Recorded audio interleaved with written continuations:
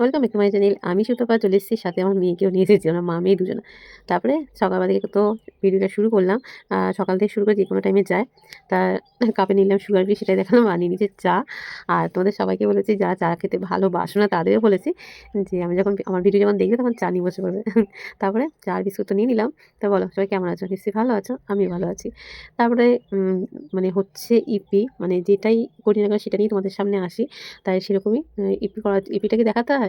হ্যাঁ, যেহেতু আমার ডেইলি ব্লগ সিম্পল লাইফস্টাইল, তার জন্য হচ্ছে কি আমি যা করি সেটাই মানে রান্নাঘরটাই দেখাই, বা আদার্স কিছু তোমাদের দেখাতে পারি না।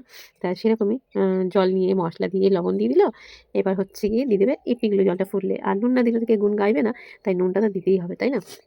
তাই দেখো সব ইপিগুলো দিয়ে একটুখানি ফুটিয়ে নামিয়ে নেবে। এটা হচ্ছে স্যুপ টাইপের হচ্ছে। স্যুপ টাইপের খেতে বেশি ভালো লাগে। একেকটা একেক সময় একেক রকম হয়। কিন্তু এটা স্যুপই ভালোবাসি, তার জন্য ভালো লাগে আরকি। কখন ভয়েস দিই আর কখন ভিডিও করি, তাই কী বলতে কী বলি সব কথা উঠিয়ে যায়, জানো? তা নামিয়ে নিয়েছি পিঠা। তারপরে বসিয়ে দিলাম কড়াই, তার মধ্যে দিলাম সর্ষের তেল, তারপরে দিলাম শুকনো লঙ্কা। আর কী করবো বলো তো? শীতের সবজি এখন তো শীতের সবজি 12 মাসই পাওয়া যায়।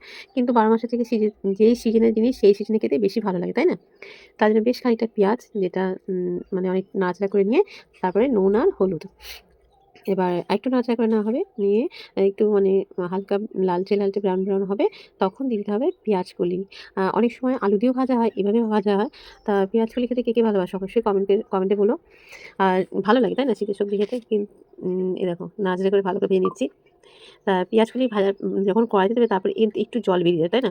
জল দেখে অনেকেই ভয় পেয়ে যায়, তাই জন্য ভয় পাওয়ার কোনো ব্যাপার না। এবার নাড়াচাড়া করতে পেঁয়াজকলিটা খুব সুন্দরভাবে ভেজে নেব। তাই পেঁয়াজকলিটাকে দেখাতে হয়, হ্যাঁ দেখাতে হয় গো। তোমাদের তো প্রতিদিনই এই কথাটাই বলি যে যেইটুকুনি করি সেইটুকুনি তোমাদের সামনে তুলে ধরি। বুঝতে পারছো? তা দেখো হয়ে গেছে পেঁয়াজকলি ভাজা। পেঁয়াজ ভাজা হয়ে গেছে, সেটাই হচ্ছে গিয়ে নামিয়ে নিয়েছি। তারপরে এটা পেস্ট করার জন্য পেঁয়াজ, রসুন, আদা, কাঁচা লঙ্কা, টমেটম সবগুলো নিয়ে নিয়েছি। নিয়ে এটা পেস্ট করে নামিয়ে রেখে দেবো। আর যেটাতে পেঁয়াজকলি ভাজা হয়েছিল সেই কড়াইতে আরেকটু তেল দিয়ে দিলাম। দিয়ে তারপরে হচ্ছে গিয়ে আলুগুলোকে ভেজে তুলে নেবো। একেক দিন তো একেক রকম করে করা হয়। তা আজকে এরকমভাবেই করছি, তাই সেরকমভাবে তোমাদেরকে দেখাচ্ছি। দেখো আলুগুলো একটু লাল করে ভাজতে হয়। যেকোনো ভিডিও বানাতে গেলে কিন্তু টাইম লাগে, মানে ভিডিও মানে কি রান্না করতে টাইম লাগে। ভিডিওটা হয়তো আমরা কেটে কুটে সামনে একটু নিয়ে চলে আসি তাড়াতাড়ি করার জন্য। আর যদি একটা রান্না দেখাও তাহলে ঠিক আছে, কোনো ব্যাপার না। তাহলে তোমার টাইমটা সুন্দর হয়ে যায়। যেমন এখানে আমি ডিম সিদ্ধ করেছি সেটা দেখাইনি, ডিমটা ছাড়িয়ে যে ভাজা করছি সেটাই দেখালাম। তা ডিমটা আমরা ভেজে তুলে নিয়েছি। তারপরে ওই তেলের মধ্যে ফোড়নে দিয়ে দেবো শুকনো লঙ্কা, তেজপাতা আর সাদা জিরে। আর পেস্ট করেছি সেই পেস্ট, এই যে পেঁয়াজ, রসুন, আদা, টমেটো সব কিছু। আর লবণ, হলুদ, শুকনো লঙ্কা গুঁড়ো, চিনি, ধনে, জিরে আর একটু মৌরি গুঁড়ো, সব এগুলো সবগুলো সাজিয়ে নিয়েছি। দেখতে পাচ্ছ সব মশলা যেগুলো লাগবে আমার। বুঝতে পারছো? তারপরে দেখো ওই তেলের মধ্যে তো ফোড়নটা দিয়ে দিলাম প্রথমে, গোটা গরম মশলা। তারপরে দিয়ে দেবো তেজপাতা, শুকনো লঙ্কা আর জিরেটা। এবার ফোড়নটা একটুখানি ভেজে নিয়ে এবার দিয়ে দেবো সেই মশলাগুলো। তারপরে শুকনো যেগুলো রেখেছি সেগুলো দিয়ে দিলাম, মানে পেঁয়াজ, রসুন, আদা, টমেটো, কাঁচা লঙ্কা সেগুলো। আর সব মশলার সাথে একটু লঙ্কা গুঁড়ো দিয়েছি। দেখবে যে কোনো তরকারিতে একটুখানি কালার না আসলে সেই তরকারিটা ভালো লাগে না, তাই না? তাই কাঁচা লঙ্কাটা তো ব্যবহার করি। আর কালারের জন্য একটু শুকনো লঙ্কাটা ব্যবহার করি। দেখো এবার আর কি মশলাটাকে ভালো করে কষাতে হবে। তাই মশলা যখন জলটা মানে মশলাটা পুড়ে যাচ্ছিলো তখন আরেকটু জল দিয়ে আরেকটু কষানো হচ্ছে, দেখো দেখতে পাচ্ছ? আর ভালো করে একটুখানি কষিয়ে নিতে যতক্ষণ মশলার গা থেকে তেল ছেড়ে দেয়। তোমরা সবাই জানো আমি এরকমভাবে করি। আর আমার সিম্পল রান্না তোমাদের কেমন লাগে তোমরা অবশ্যই কমেন্ট করে বলো। নতুন বন্ধু তোমরাও চ্যানেলটাকে সাব করে পাশে থেকো। তোমরা কমেন্ট রেখে দিও, আমি চলে যাবো। আর নতুন বন্ধু, পুরনো বন্ধু সবাই পাশে থেকো। তোমরা কমেন্ট রেখে দিয়েছো, তোমাদের কমেন্ট দেখে চলে যাবো, ঠিক আছে? আর সবাইকে বলবো একটা লাইক করেও দিও, সাথে হাইপও করো। আমিও করে দেবো। আর তোমরা তো সবাই ভিডিও দেখো, কিন্তু অ্যাডটা অনেকেই দেখে না। কেননা যদি অ্যাড দেখতো তাহলে আমি 1-2 পেতাম না। কথাটা বলবো না ভেবেছি, তাও আজকে বলেই দিলাম। কেউ রাগ করো না প্লিজ। কিন্তু আমি বিশ্বাস করো কোনোদিন 1, কোনোদিন 2, কোনোদিন 3 এরকম পাই।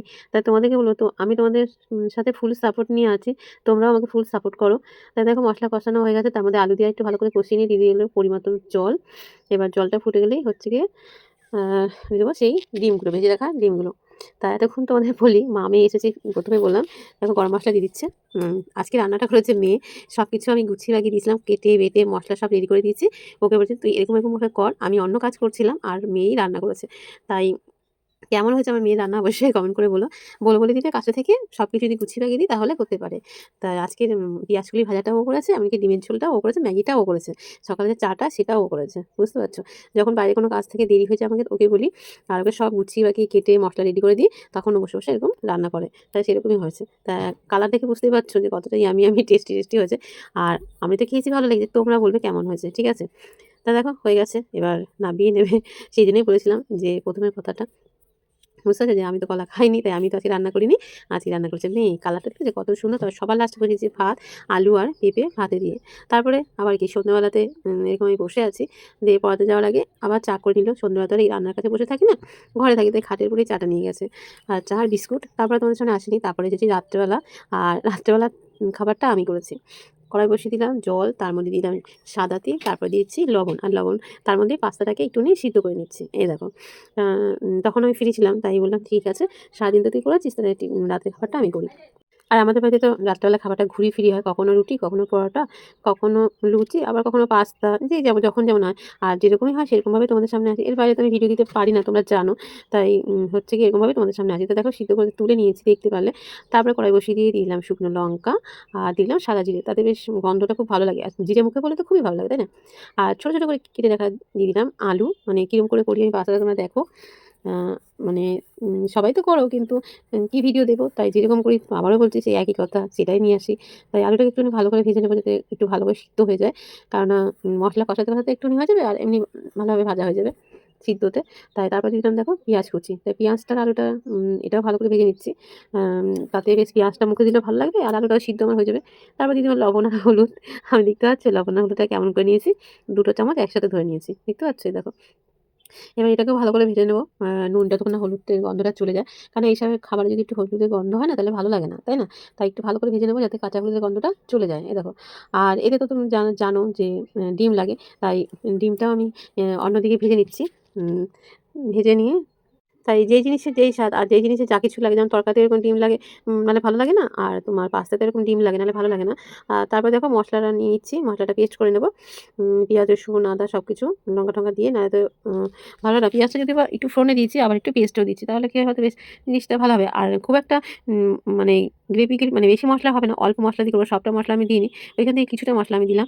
কেননা বেশি যদি সবটা মসলা দিই তাহলে অনেকটা হয়ে যাবে, তার জন্য। এই দেখো মসলা দিয়ে এবার ভালো করে কষিয়ে নিচ্ছি। যতক্ষণ না মসলা দিয়ে কাঁচা গন্ধটা চলে যায় ততক্ষণ কি মশলাটা ভালো করে কষিয়ে নেবো। এই দেখো। তোমরাও কিভাবে পাস্তা রান্না করো আমার মতন করে? আর আমার পাস্তা রান্নাটা কেমন হয়েছে সেটাও কমেন্ট করে বলো। তো দেখো হয়ে গেছে ভাজা। এবার দিয়ে দেবো সেই মানে তুলে রেখেছিলাম যে পাস্তাগুলো, সেই পাস্তাগুলো এবার দিয়ে দেবো। যেহেতু সাদা তেল দেওয়া হয়েছে তার জন্য পাস্তাগুলো কোনো মানে এমনি গরম তুলেছি বলে বাটির শেপে হয়ে গেছে। কিন্তু নাহলে মানে পুরো দেখো একটা গোটাই আছে। এবার পাস্তাগুলো দিয়েও ভালো করে ভেজে নেবো পাস্তাগুলো, জানো তো? তাহলে বেশ নুন, ঝাল, মসলা সবগুলো পাস্তার সাথে মিশে যাবে। তাহলে খেতে বেশ জিনিসটা ভালো হবে, তাই না? তাই দেখো।